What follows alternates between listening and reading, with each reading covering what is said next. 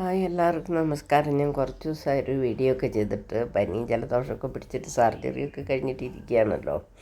അപ്പം നമ്മൾ ഇന്ന് ചെയ്യുന്ന വീഡിയോ എന്ന് വെച്ചാൽ നമ്മൾ ചെറുപയറോ വൻപയറോ ഒക്കെ ഇച്ചിരി ഒരു കുത്തണ അല്ല എന്തെങ്കിലും കേട് വന്നാലും എടുത്ത് ദൂരെ കളയും.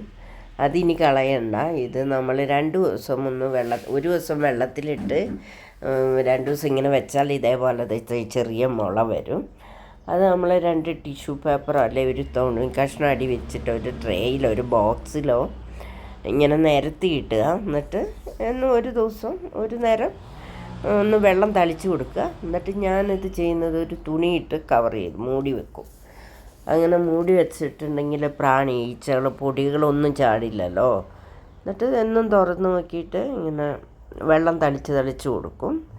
വീണ്ടും അങ്ങനെ മൂടി വയ്ക്കും. അങ്ങനെ ഒരു 3 ദിവസമായ ഇതാണ് മുളച്ച് ഇങ്ങനെ ഇട്ടിട്ട് വെള്ളത്തിലിട്ട് 3-4 ദിവസമായതായി ഇതാണ് കേട്ടോ.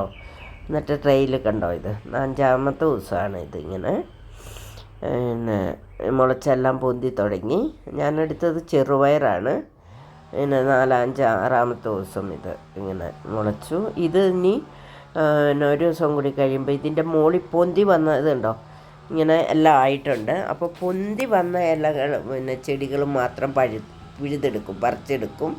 ഇതിലൊന്നും വേര് ആണെങ്കിൽ കളയാം, അല്ലെങ്കിൽ മുറിച്ചെടുത്തിട്ട് ബാക്കി നിർത്തിയാൽ ഇനിയും നമുക്ക് ഉപയോഗിക്കാം. എല്ലാം ഒന്നിച്ച് വലുതായി വരില്ലല്ലോ. അപ്പോൾ അത് ഇങ്ങനെ കഴുകി വൃത്തിയാക്കി ഉള്ളി, പച്ചമുളക്, വെളുത്തുള്ളി എല്ലാം കൂടി അരിഞ്ഞിട്ടിട്ടുണ്ട്. ഇതേപോലെ ഇല ഞാൻ പറിച്ചെടുക്കുന്ന ഇതുണ്ട്. എന്നിട്ട് നല്ലൊരു പ്രോട്ടീൻ അടങ്ങിയ നല്ലൊരു ഇലക്കറി കേട്ടോ. ഞാൻ സാധാ തോരനം വയ്ക്കും പോലെ ഞാൻ ഇച്ചിരി വെളുത്തുള്ളിയൊക്കെ ചേർത്തിട്ടുണ്ട്. ഇതിലേക്ക് ഇച്ചിരി തേങ്ങയും കൂടി ചേർത്തി ഇട്ടാൽ നല്ല സൂപ്പർ തോരൻ. തേങ്ങ ഇടുന്ന ഇച്ചിരി മഞ്ഞൾപ്പൊടി, ഉപ്പ്, നല്ല സാധാ തോരൻ വയ്ക്കും പോലെ, പ്രത്യേകമൊന്നുമില്ല. പക്ഷെ ഇങ്ങനെ ഉണ്ടാക്കിയെടുക്കുന്ന നമ്മൾ കളയുന്ന പയറോ കടല എല്ലാം ഒരു നല്ല ഇലക്കറിയായിട്ട് നമുക്ക് ഉപയോഗിക്കാം. എൻ്റെ ചാനൽ ഇഷ്ടപ്പെട്ട എല്ലാവരും സബ്സ്ക്രൈബ് ചെയ്യാൻ മറക്കല്ലേ. ഷെയറും ലൈക്കും തരണം.